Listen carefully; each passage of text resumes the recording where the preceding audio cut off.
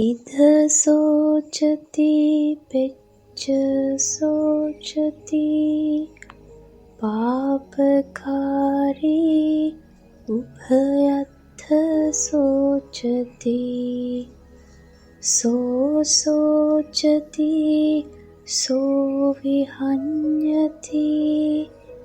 දිස්වා කම්ම කිලිට්ඨ මත්තනෝ.